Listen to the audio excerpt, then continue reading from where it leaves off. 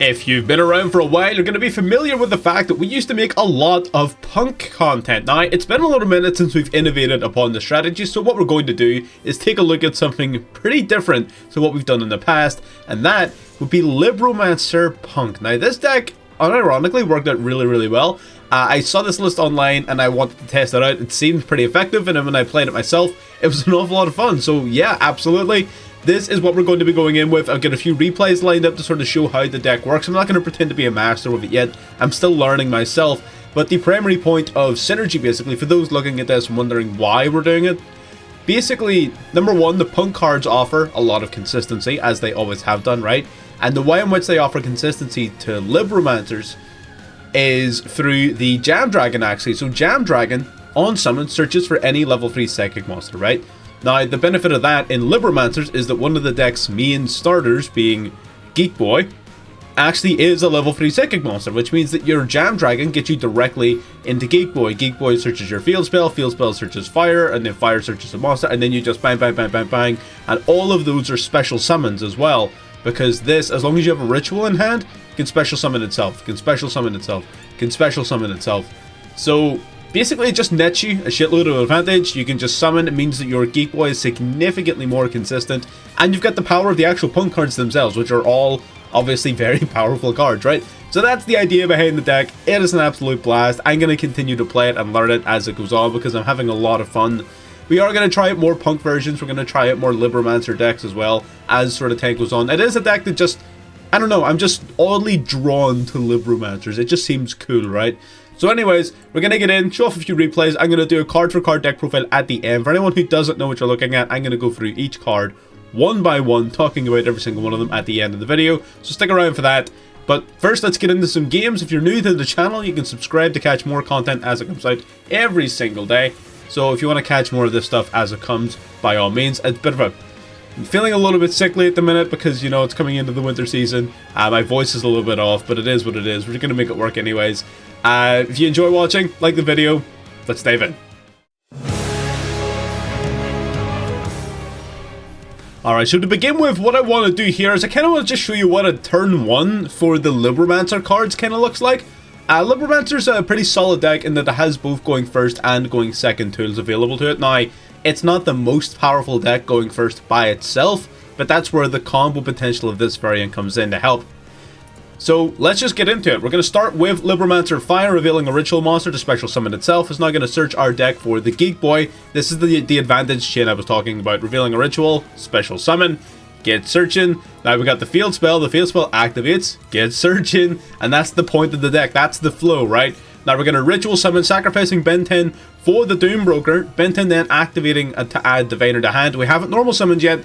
Summon out Diviner, use its effect, send the Herald. Herald then adding the Fireburst to hand. Now we add Fireburst so that we can tribute to ritual summon out the Fireburst. Now the reason that's so important is Diviner, when tributed, will special summon Trickstar Nightshade from deck, which we can link off in the bloom. That triggers Nightshade to come back from the graveyard, which is important. Now we're going to go Illusion of Chaos, grabbing Magician Souls, sending itself back to the deck so Magician Souls can send it from deck to grave. Special summoning out the Magician Souls. We're going to drop the field spell to draw 1. I was hoping to get like 1 extra hand trap. Normally you'd like keeping the field spell, but in my mind I was like, okay, I'm going to commit to this being the turn. Then we're going to link 4 off into Apollousa. It's a link 4 Apollousa, 3200 attack. Doombroker then searches our deck for intervention, which is an Omni Negate basically, as well as facilitating a search, right? So this is basically your ideal turn 1 board. In most circumstances, this is with no punk cards, right? So you've got 3200 attack Apollousa, so 4 monster negates, an Omni Negate, and in this occasion we also have Ash in hand, which is solid. And through the usage of intervention and things, we're going to be grabbing additional cards. He targets our monster just to special summon out a Pearly Lee. Gonna add a Dark World card from deck to hand. Gonna search their deck for a Pearly card. We are, of course, going to negate that, right? The advantage of Apollousa into the Pearly matchup is that they can't just normal summon something to beat over you because all their monsters have 100 attack points, right? So we're not too worried about him like trying to bait out our Appaloosa negates just to like swing over us. We don't need to worry about that in the Pearly matchup. So we're just going to continue to negate that Pearly Leaf, stopping him from using it. My friend Pearly then activating, going to be met with an Ash Blossom. We're holding on to that intervention. We don't need to use it just yet. Ash Blossom on the My Friend Pearly is more than sufficient. Can then now activate Delicious Memory. He's going to summon out a Pearly from the deck. Again, Unlight activating, Pearly activating. We might as well Appaloosa. We lose nothing from doing this. That is the idea. Stopping the Pearly from checking the top cards of the deck. Again, we're preventing him from generating advantage because if he continues to grab cards, he can continue to discard and special summon and search and add and do all of this crazy stuff. He's going to go for Pretty Memory here. As far as I can see, the one card in his hand left, of course, is the Unlight. We don't know what the remaining card is, but I'm willing to gamble on the fact that it's not anything useful, so we do negate that. So the way the intervention works is you bounce a ritual monster back to hand, negate the effect, and then special summon a Libromancer from grave or hand if possible. So we bring back the fire, searching for another monster, and that's what I mean by netting you additional follow-up. Gonna go Azalea here. Azalea trying to get rid of our Appaloosa. We're gonna negate it just, you know, because he is, I'm pretty sure he has 3 or more spells in grave, so it's not as if it would have went anywhere. Yeah, he does. Normal summon now into Unicorn. Chooses not to discard his last remaining card, which is very, very interesting. Going into Unicorn, but not discarding the Pot of Avarice. Would rather do the draw 2. And doesn't draw in the end anything useful by the looks of it. He's got 2 cards in hand. Gonna go battle, then main and end. Into our turn now. They're gonna go for Maxi here off the rip. And this is the thing. They felt the delay on the Maxi. And then they quit. They felt that I had a response and then they just left. So yeah, there you go.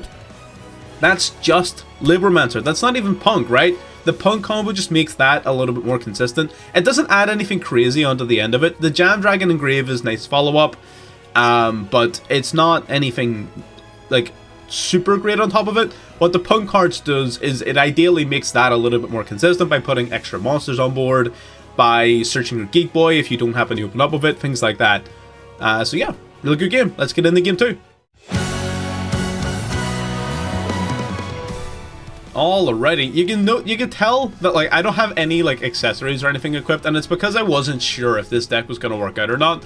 I was really pleasantly surprised.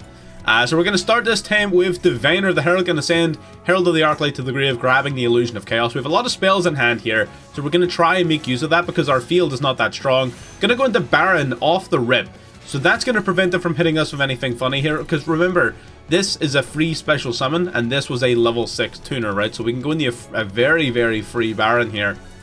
Gonna grab Magician's Souls, returning back the Illusion of Chaos. We're gonna send it to grave to special summon out Souls. We are going to hard commit to the +2 here, dropping 2, drawing 2, hitting the Geek Boy and the spell card here, grabbing the field spell, using its effect. We are gonna grab the Doombroker. Now, unfortunately, Geek Boy's effect doesn't really do very much for us here because we already have all our cards. He is going to attempt to hit us on the Nibiru. It's a good thing we went in to that Baron when we did. We are going to be able to use the Omni Negate to prevent the Nibiru from tributing our whole damn field. So we're going to grab then another copy of this spell. We might as well.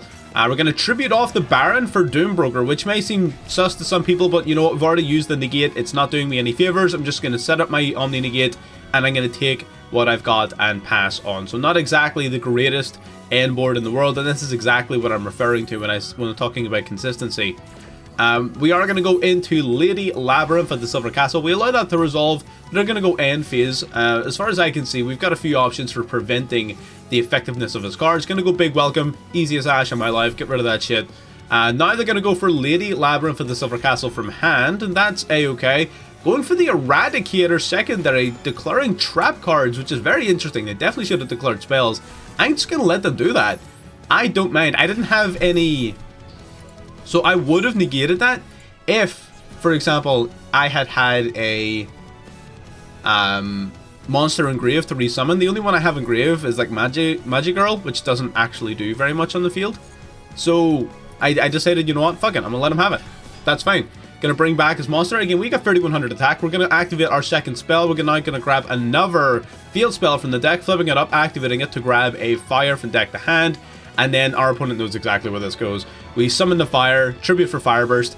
Fireburst swings twice, and then we just attack with Doombroker for lethal, because Fireburst can attack multiple monsters and he does double damage. So we would have had easy lethal on this board. We would have been able to squirm our way into it. Yeah, unfortunately our opponent didn't let us go that far, but it is what it is. That's us playing through a little bit of interruption. Not, again, the greatest of replays, but the thing about this deck is that a lot of the times... So whenever you end your turn on like a 4 material Apollousa, or if you start doing like crazy sort of punk lines, a lot of people sort of surrender because they think that you're playing Tearlaments, or they think that you're playing some sort of stupid hybrid that they don't want to spend 7 years dueling against, right? So a lot of times people just leave. Now, is this deck as strong as something like Tearlaments? Probably not. If you really wanted to play Punk, you probably want to play Punk Tearlament right now. I think that's going to be the best version, but it still nets you wins. I wish I had a better replay, but I don't. But anyways, let's get into game number 3. Alrighty, now this one should show off a little bit of the Punk combo. Again, we didn't use it an awful lot. Our opponent's just going to set one pass. You think looking at this, oh, this is just an easy game, or we just cherry picking these games. No, this turns into a fucking slug match. We are going to go for fire here. Going to try searching off the rip. They're going to go for Veiler, shutting down the fire. Okay, respectable. That's fine. That does hurt my damn feelings. However, I do have the continuous spell in hand, so all is well. I don't even really care. Going to activate it, grabbing the first appearance, using it, going to grab the Geek Boy. Now we're going to special summon the Geek Boy to the field as well, revealing the same Fire Burst. It's going to get hit with Widow Anchor. Alright, double negate, fair enough, that happens. It's not as if he did very much on his turn. I can't expect him to have no interruption. We're going to go Illusion of Chaos now, grabbing our Magician Souls. We're going to pitch itself back to grave, going for Souls, sending the Illusion of Chaos. That's going to, now we're going to use our field spell here, hitting the field spell with Ghost Ogre. Very interesting. Okay, fair enough. I get it. I wanted to use the field spell so I could then drop it off of Souls. We're going to drop the continuous spell, grabbing Preparations, which isn't the greatest card in this situation. So we don't really have much of a choice here. We're just going to go for IP and, you know, swing for as much damage as we can and then pass it back to our opponent here. Not exactly the greatest showing in the world. Definitely not. But again, our opponent just had too many hand traps. Into the battle phase, going to take out our monster with Ray. Now they're going to go Ray into, I can imagine, Hayate. Yep, Hayate then going to pitch a card from deck to grave, pitching the Impulse, or not Impulse, Engage. Linking in the Kena, which is interesting, and then Kena into the Kagiri. I don't know why they didn't just go straight Kagiri, but sure. Now going to grab back the Engage from the graveyard. They're going to activate that Engage now. We're going to hit it with an Ash Blossom, of course. Absolutely not allowing that to resolve. Fuck that. And that should limit our ability, the ability of our opponent to follow up. They're going to now link off into Shizuku. They have Pot of Avarice though. Very, very unfortunate. So that's why they went for what they went for. Pot of Avarice, shuffling back 5, drawing 2. Drawing into the Mobilize, which is a little bit of a pain. Gonna grab Shark Cannon from the deck. So they're now going to use the Shark Cannon, banishing our Geek Boy, which sucks. And then they're going to use the multi-roll to set Widow Anchor back to the field from the graveyard. So not a fantastic situation for us by any stretch of the imagination. Enemy controller is interesting here, but it doesn't net us enough advantage for us to just use it right away. You could argue we maybe could have stolen his Shizuku and then tributed over for like a Deer Note or something like that. That's what we end up doing here to prevent the Hayate from resolving. However, they're going to Widow Anchor to steal it back and then link it off into Kagiri. So fair enough, they stole their own monster back. I guess that happened. Gonna grab back Engage from the grave. Unfortunately, this time no Ash Blossom for us.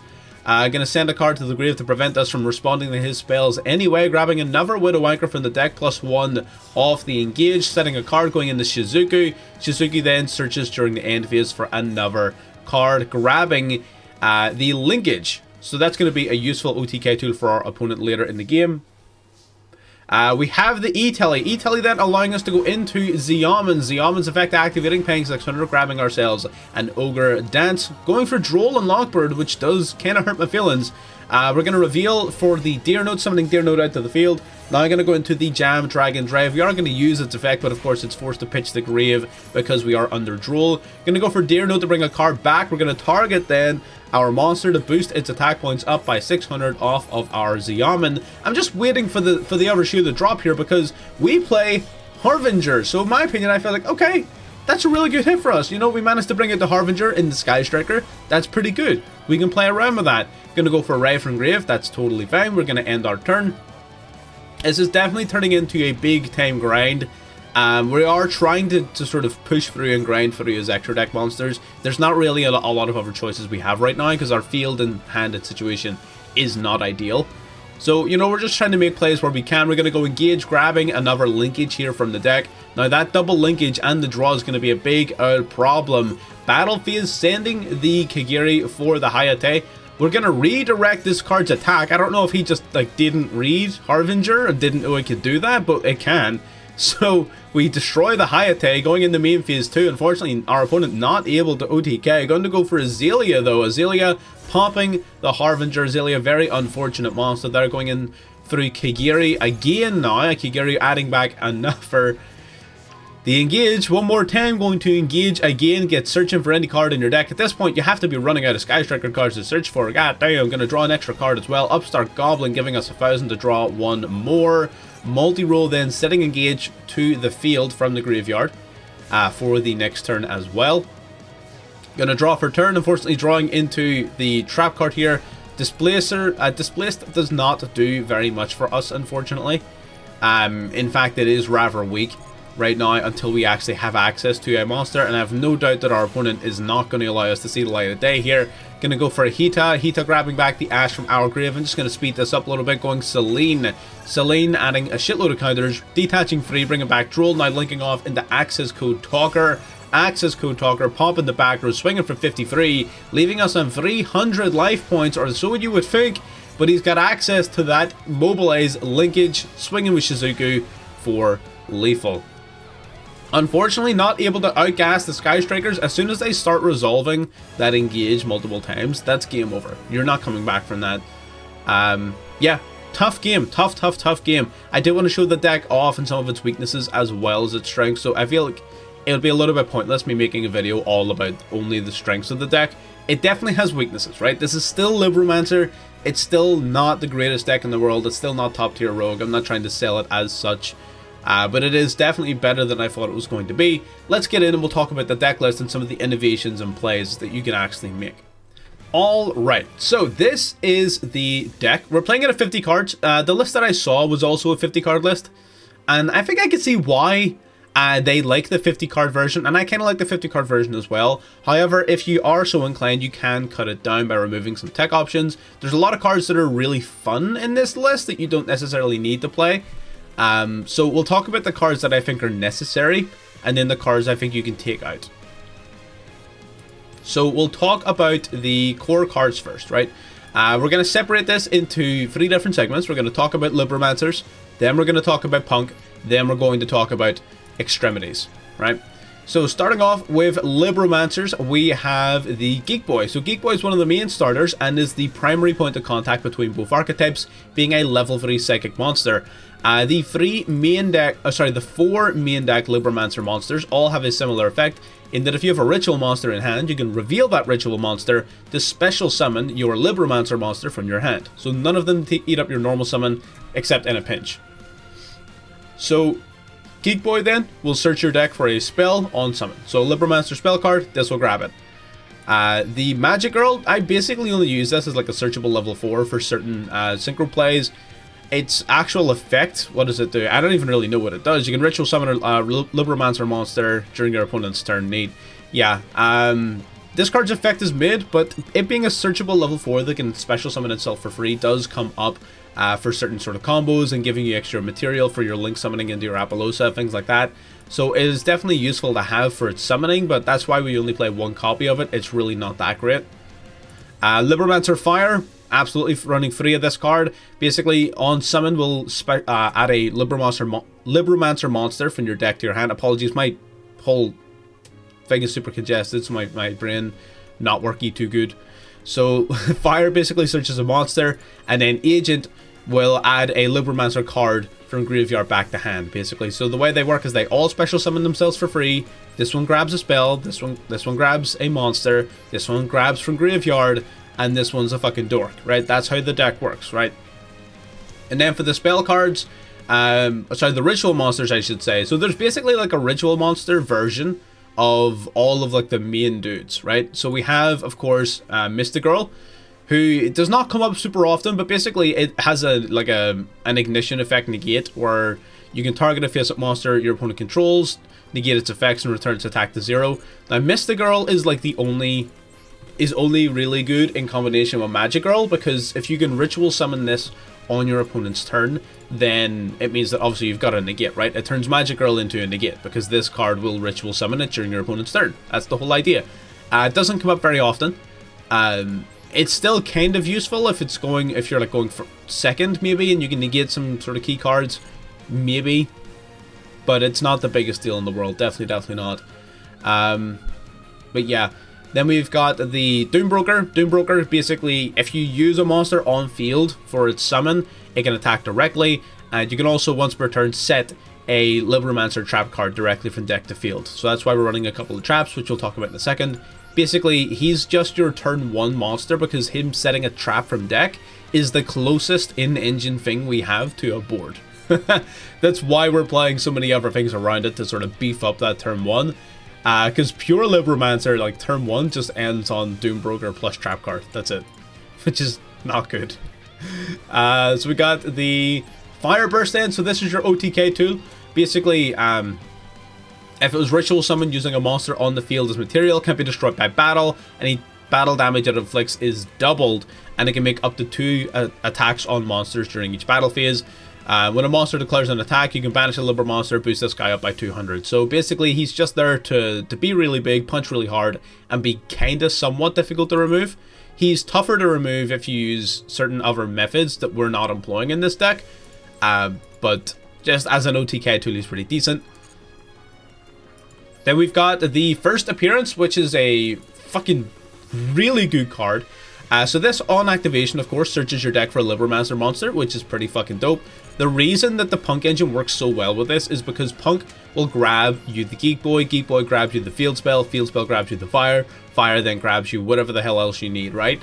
And it sort of scales into like a crazy chain of advantage.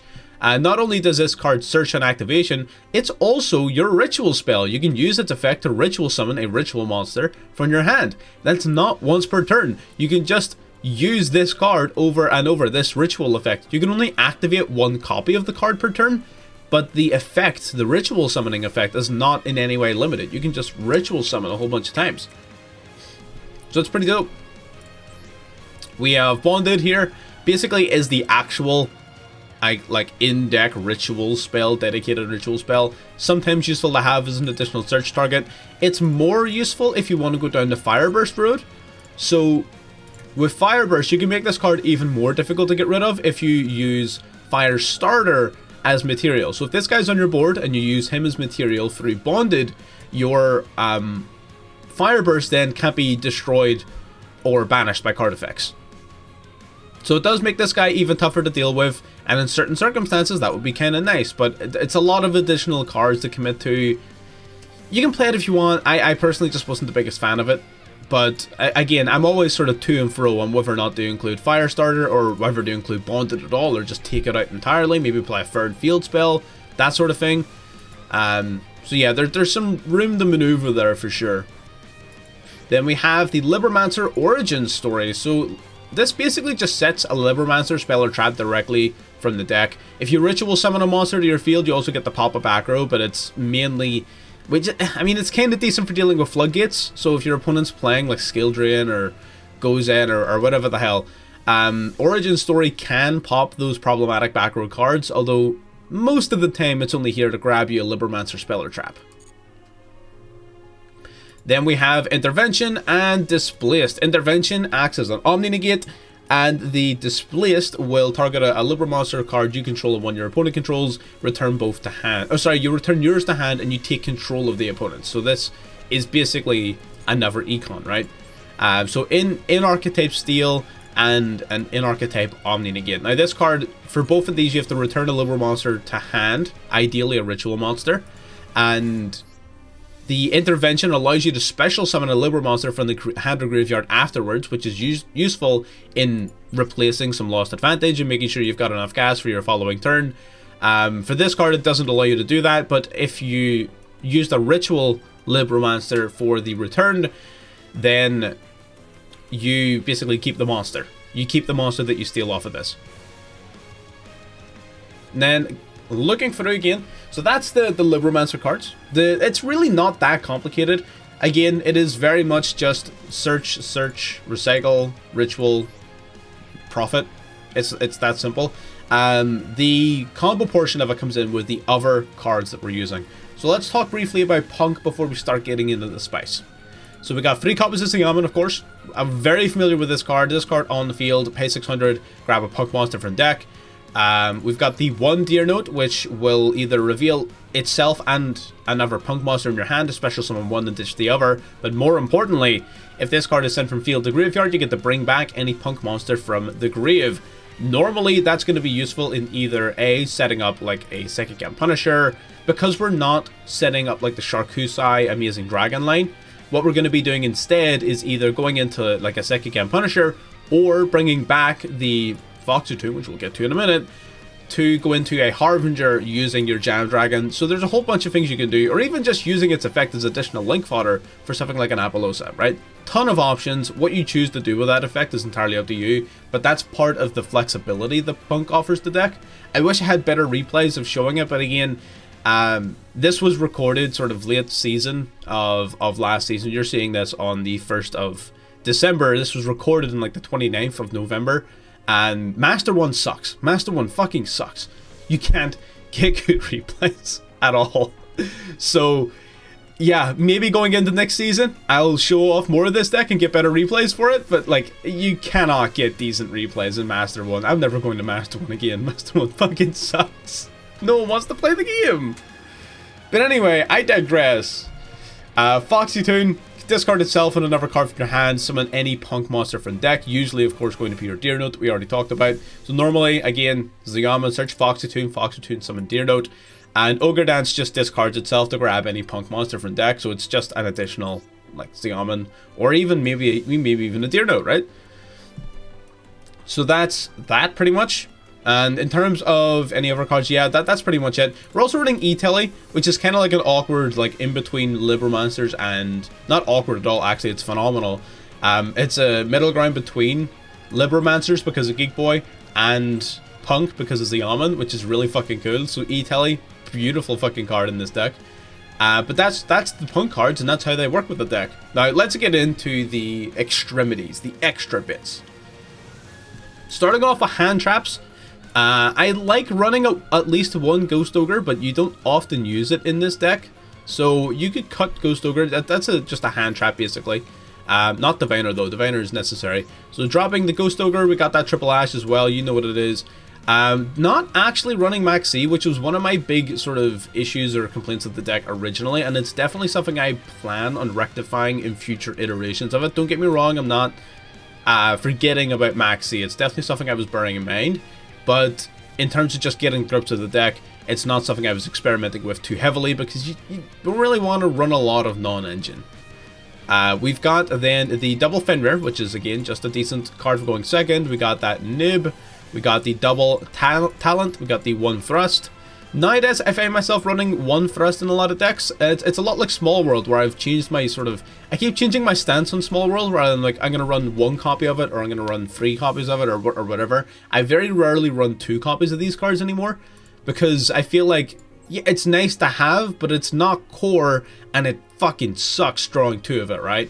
So I often only run 1 copy of Thrust or Small World or things like that in most decks nowadays. Then we've got the triple enemy controller, which is a really funny card in combination with Diviner the Herald and some of your other plays.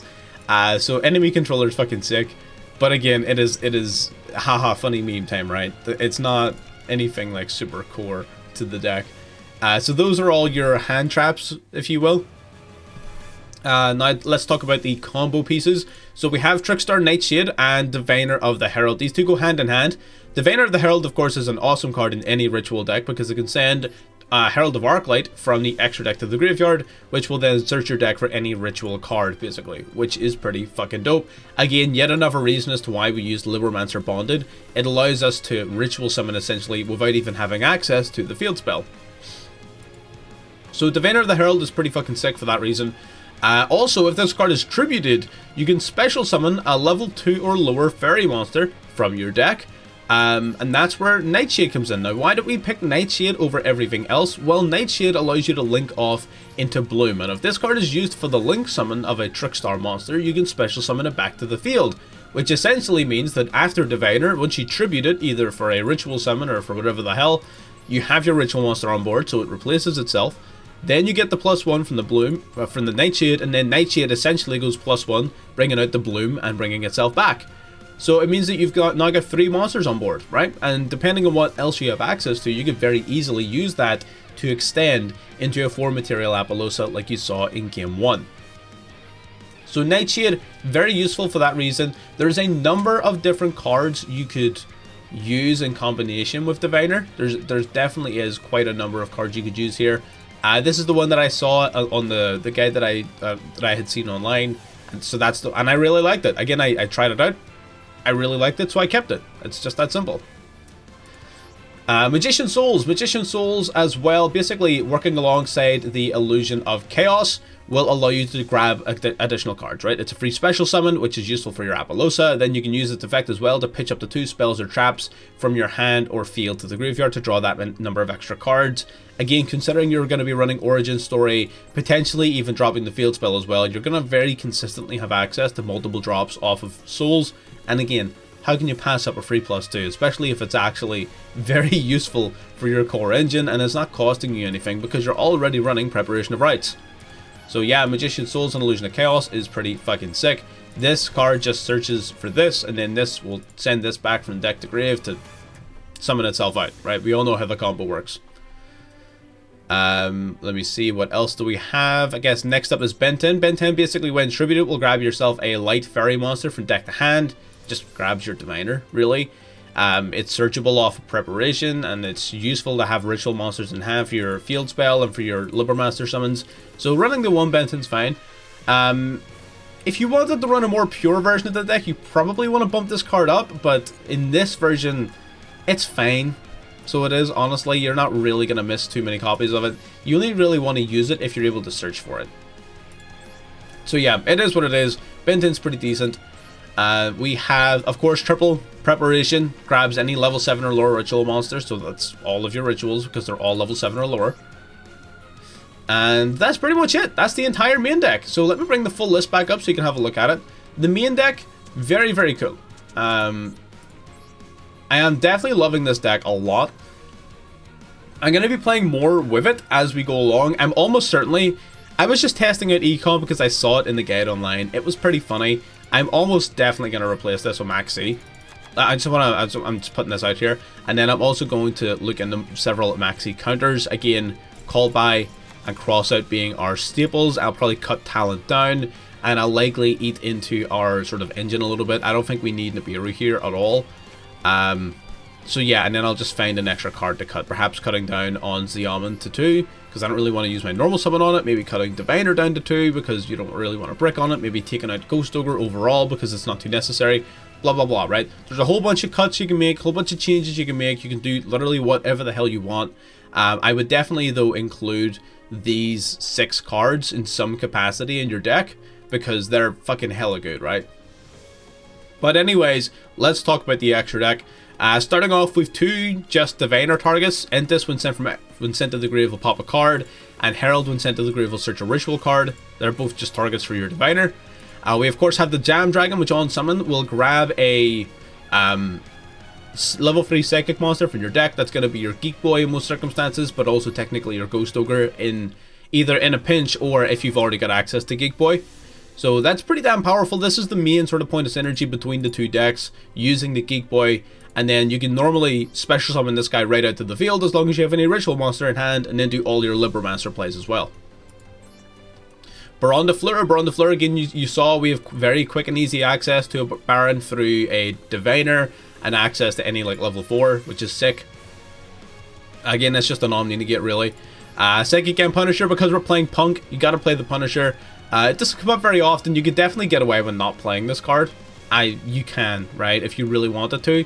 Your extra deck's not super ridiculously tight. The only thing I would maybe consider is giving ourselves a little bit more flexibility on the rank 8s. Maybe putting in 1 more rank 8, maybe number 90. that sort of thing. But other than that, it's not super tight. So you can play Punisher if you want, you don't have to. It's just a pretty decent card. Cicada King though is, I think, very good. Either Cicada King or Gossip Shadow. Again, I keep saying this. The distinction between the two cards, very, very small. If you don't want to play Cicada King and you'd rather play the Gossip Shadow, by all means, they do the same shit, right? They do the exact same thing. They're both just monster negates.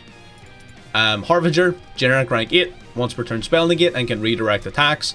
Again, that redirecting of attacks comes up more often than you think it does, because everyone looks at this card and they just think, okay, it's a spell negate. Like, no, they always forget about its second effect, and it wins so many games. It's just unreal. And then we have Zeus, because we're playing Exceeds. Why wouldn't you play Zeus? Bloom, we've already talked about. And then Linger Evil, because our Fire, Libromancer Fire, is a Cybers card. Doesn't hurt to have the Linger Evo. Sometimes you can play around dangerous sort of trap cards. If you're playing against Labyrinth, it gives you like an immediate out to at least one of their traps. That sort of thing. So yeah, I mean, you might as well, since you're already playing a Cybers monster. And then from here, it's just very, very generic links. The only one that's like not quote-unquote generic is Apollosa, because you will aim to summon this as part of your end board. You do summon quite a bit in this deck. So ending on a 4 material Apollosa plus an intervention negate is not the most difficult task in the world to accomplish. It's not every single game, don't get me wrong, but it's not super difficult. And then Sprite Elf is also very powerful alongside Diviner, because again, you can sort of link off, then you can bring back the Diviner to go into another like send for an Intus during your opponent's turn or whatever. So Elf does give you a little bit of flexibility. If you wanted to focus on that play more, you would of course play more targets for Diviner. We've only got the 2, so it's not as if we're playing a ton of them, but it is still kind of a neat interaction sometimes. And then, yeah, just generic Masquerina, Unicorn, Goddess, can be whatever you want. I just like those cards, but I never ever use them. So, it is what it is. Yeah, so that's the deck list, that's the deck profile. Those are some of the changes I'm probably going to make for the next profile, so keep an eye out for that. I will be covering this again. Like I said, the gameplay from this video was from very, very late season Master 1 of the previous season. By the time you're watching this, it'll be the 1st of December. So, yeah. Not exactly great games towards the... Once you hit the highest rank in the game, once you hit Master 1, like, people stop trying, so it's super hard to get really good replays. So I will be revisiting this then in the new season, once we're in a more competitive position lower down in the ranks. So, until next time, again, subscribe if you're new to the channel. If you got this far and haven't subscribed yet, what are you doing? Come on, you might as well. If you're watching this far into the video, you must have liked something, right? Like the video if you enjoyed watching, and I'll see you next time. Bye-bye.